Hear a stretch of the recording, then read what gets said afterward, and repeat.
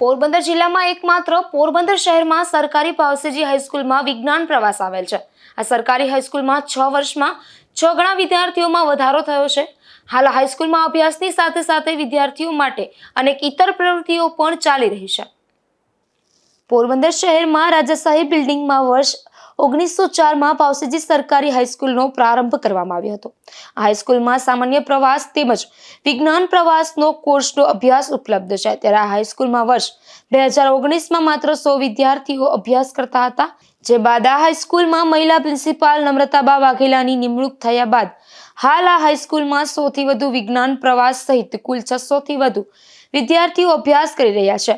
આ હાઈસ્કૂલમાં પ્રિન્સિપાલ દ્વારા યોગ્ય મેનેજમેન્ટ, સુવિધામાં વધારો, બિલ્ડિંગનું આધુનિકરણ, કોમ્પ્યુટર લેબ સહિતની સુવિધા ઉપલબ્ધ કરવામાં આવતા વિદ્યાર્થીઓની સંખ્યામાં વધારો થયો છે।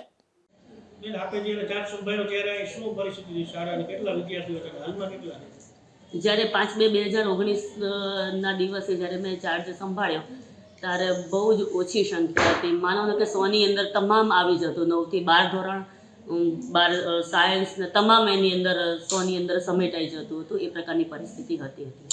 ખાસ વિદ્યાર્થીઓની સંખ્યા વધવાનું કારણ મેઇન તો મોનિટરિંગ અને જે પણ શિક્ષકો આવ્યા, મેં એક હાલેક જગાવી કે ભાઈ આપણે અહીંયા સરકારનું કામ કરીએ છીએ, આપણે જે પણ પૈસા લઈએ છીએ તેનું વળતર બાળકોને મળવું જ જોઈએ અને તો જ આપણું લેખે લાગે। એટલે મેં જે હાલેક જગાડીને જે નિયમ અનુસાર જે પણ નિયમ હોય એ પ્રમાણે શાળા ચલાવવાનો પ્રયત્ન કર્યો અને મારી સંસ્થાનો અને મારા સ્ટાફ મિત્રોનો પણ મને પૂરેપૂરો સહકાર મળી રહ્યો અને અમે આટલી પ્રગતિ સાધી શક્યા છીએ। ખાસ સુવિધાઓ શું છે અહીંયા સાયન્સના વિદ્યાર્થીઓ માટે, અન્ય વિદ્યાર્થીઓ માટે? અહીંયા માનો ને કે લગભગ તમામ પ્રકારની સુવિધાઓ છે। એક તો આપ જોઈ રહ્યા છો એટલે બિલકુલ પાકું સરસ મજાનું અમારું શાળાનું મકાન છે।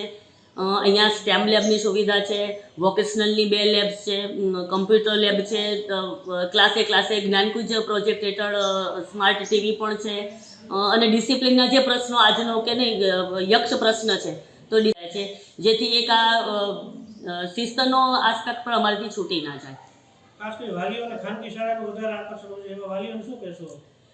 અમે અવારનવાર વાલી મિટિંગ હું લેતી જ હોઉં છું અને એ લોકોને કહું છું કે તમે માત્ર જ્યારે અહીંયા વિદ્યાર્થીઓ, અમારા શિક્ષકો પણ જાય છે બીજી અમારી શાળા માટે અને ત્યાં કહે છે કે અમે એમાં આગ્રહ નથી કરતા કે તમે અમારી શાળામાં જાઓ, તમે માત્ર અહીંયા આવો, 2 દિવસ રોકાઓ અને જો તમને યોગ્ય લાગે તો પછી તમે બીજી એડમિશન લેજો, તો તમે પ્રાઇવેટ શાળાનો તમે આગ્રહ રાખજો।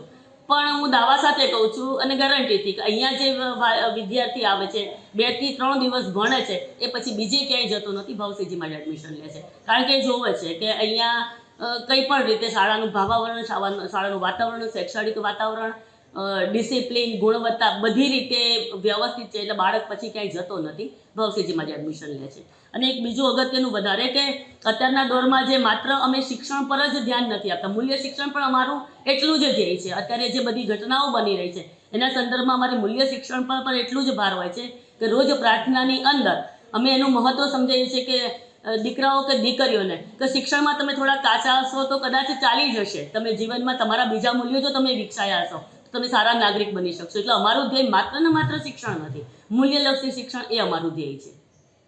આ સ્કૂલમાં આધુનિક smart board, CCTV camera, computer lab, વિજ્ઞાન પ્રવાસના વિદ્યાર્થીઓ માટે આધુનિક લેબ, સીસીટીવી કેમેરા તેમજ અભ્યાસ સાથે સાથે ઇતર કોર્સ પણ કાર્યરત કરવામાં આવ્યા છે।